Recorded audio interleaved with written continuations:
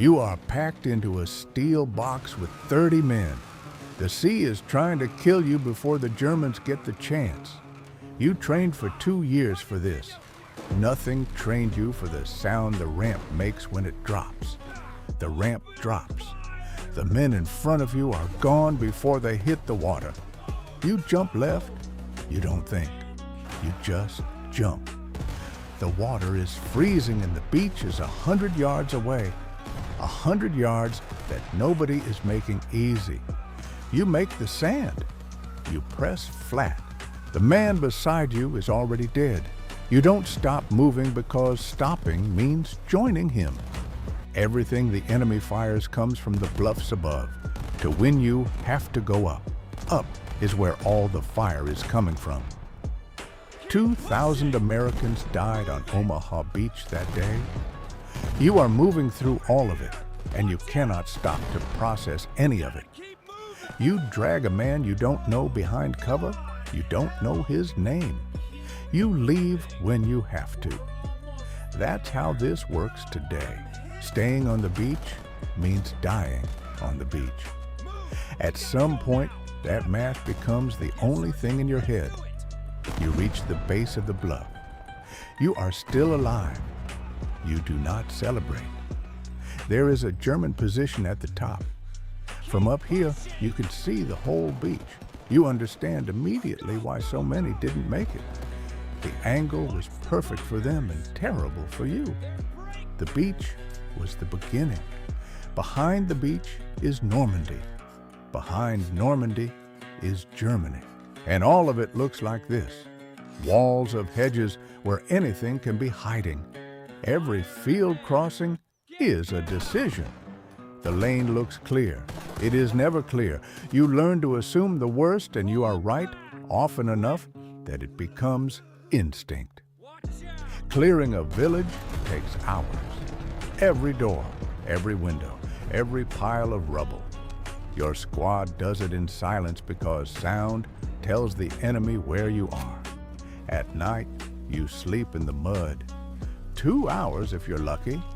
Your boots haven't been dry in a week. Your feet are starting to show it. You think about home for exactly as long as you can afford to. Then you put it away and look at the next objective. You see things on the way to Berlin that change the shape of your thinking permanently. There is no unseeing any of it. The civilians move out as the armies move through. Some thank you. Some just look at you with eyes that have already seen too much of what war does. A town cheers when you arrive. People hug you, hand you bread, call you liberator. You don't feel like what that word means. You just feel tired. Winter in the Ardennes. The cold is its own enemy. You fight the Germans and the temperatures simultaneously, and both are trying to kill you. In April 1945, your unit finds a camp. Nothing in 2 years of war prepared you for what is inside. Nothing ever will. May 8th, 1945. Germany surrenders. You are standing in a field in Europe, and it is over. Your brain doesn't believe it for several minutes. Everyone around you is celebrating. You try to join it. The celebrating is real. The distance you feel from it is also real. Both things exist at the same time.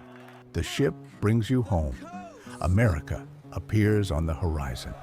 You have been gone for 3 years.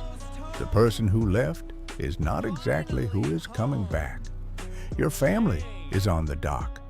You see them. 3 years of everything you filed away in the place where things go comes up at once. You let it, just this once. Home is quiet in a way that takes getting used to.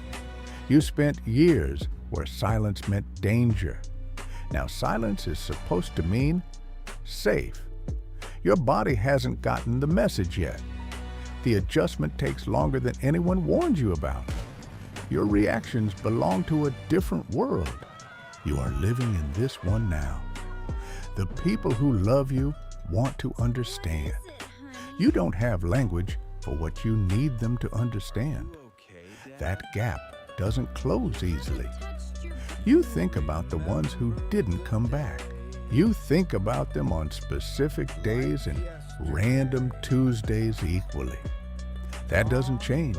You just learn to carry it better. You never talk about it much, not because it doesn't matter, because it matters more than any words you have for it.